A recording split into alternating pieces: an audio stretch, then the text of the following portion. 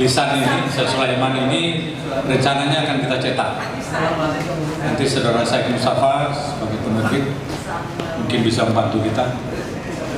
Berikutnya kita kasih kesempatan kepada Pak Hariman, saudara Hariman untuk bicara, terserah dia ngomong apa aja. Terima kasih untuk saudara saya nih, Antoni. Saya sebenarnya bukan jarang, kurang suka kalau acara-acara nostalgia, tapi kalau Antoni yang undang, aduh, saya mesti datang. Karena Antoni salah satu saya kira teman yang konsisten, dia konsisten dan saya kira dia terus mencintai pekerjaannya sebagai insan pers itu, saya kira. Dan saya kira banyak lah yang saya lihat, anak-anak yang junior saya yang saya lihat, salah satu Antoni ini sangat konsisten. Dan adiknya saudara Antoni, almarhum Wikrama juga, itu salah satu kesayangan saya sebenarnya. Karena Wikrama ini lebih berani dari Antoni. Kalau Antoni, kalau kita suruh dia masih mikir. Kalau Wikrama, wah, langsung bergerak.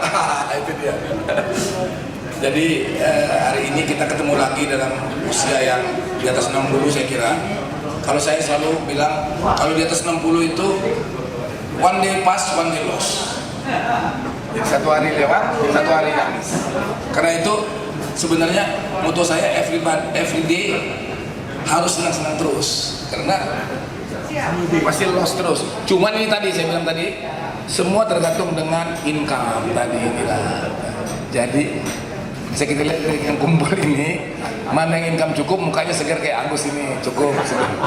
Mana yang agak susah kayak Binger, muka langsung hancur gitu. Jadi saya nggak banyak ini lagi. Saya kira yang penting kalau mengenai cita-cita kita, sebenarnya yang kita butuhin sekarang adalah sering-sering ucapkan kata-kata kolaborasi tadi. Kolaborasi. Jadi kalau dulu saya nggak berapa paham kolaborasi ini, tapi setelah makin tua makin yakin tanpa ada kolaborasi banyak yang nggak bisa kita kerjain lagi. Jadi sekarang ini orang banyak bicara kompetitif yang muda-muda, tapi kita yang tua jangan kalah untuk mengucapkan kata-kata kolaborasi tadi. Jadi tanpa itu saya kira susah kita bayangin dalam geopolitik yang baru ini. Jadi kalau saya lihat di majalah Foreign Affairs yang terakhir itu, The World We Live In, dunia yang kita tinggalin sekarang, itu mereka bilang bahwa yang nggak bisa dipecahkan sampai saat ini adalah tadi adanya akumulasi wealth, adanya penumpukan kekayaan pada the 1% tadi.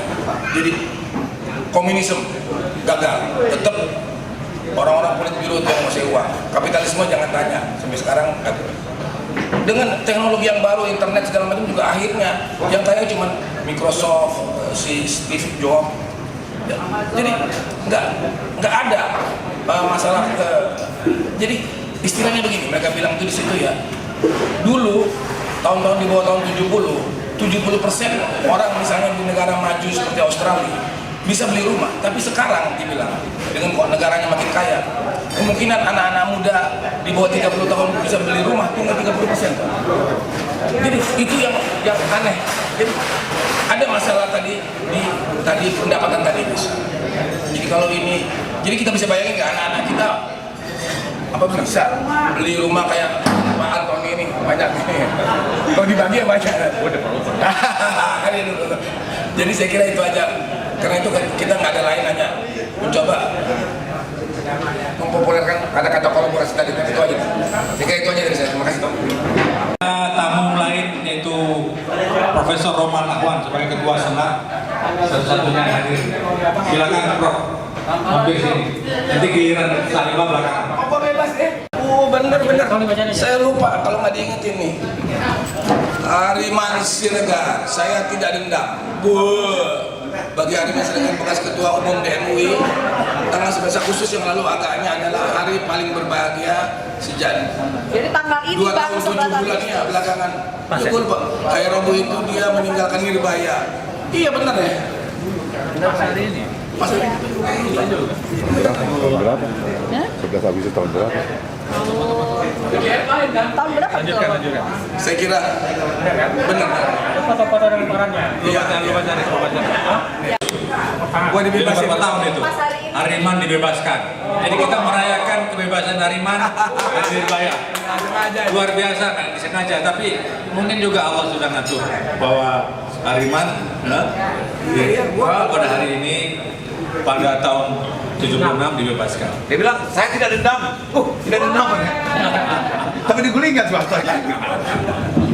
Bang Hariman dibebaskan pagi, malam-malam saya wawancara beliau di rumah Profesor Sarbini. Betul ya. Saya wawancara dia.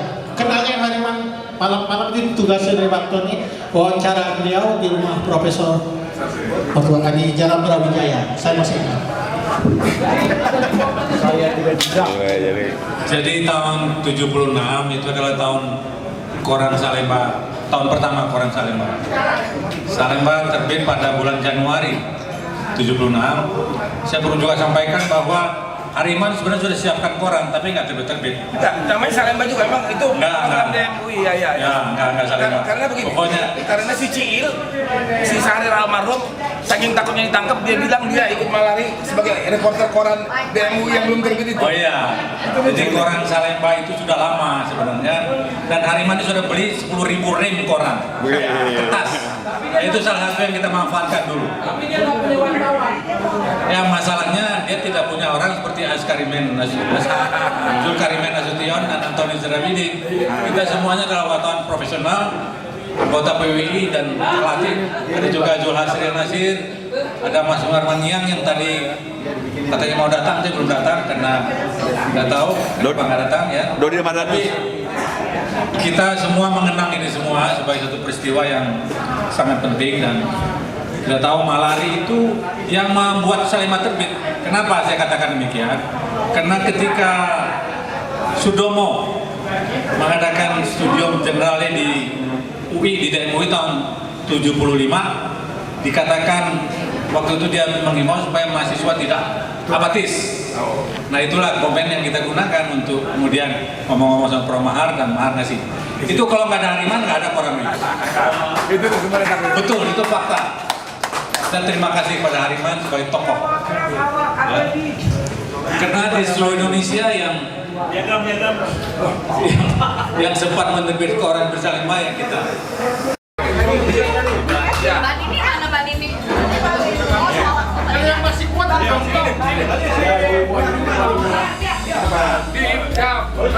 depan? Kita sini. Kita belakang. Yang masih kuat di belakang. Oh, ini depan.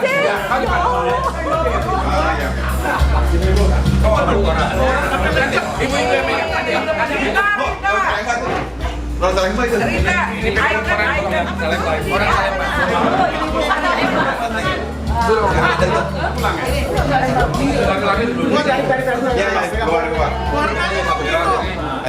Langsung dulu. Ya. Oh ya. Yang profesor di bawah.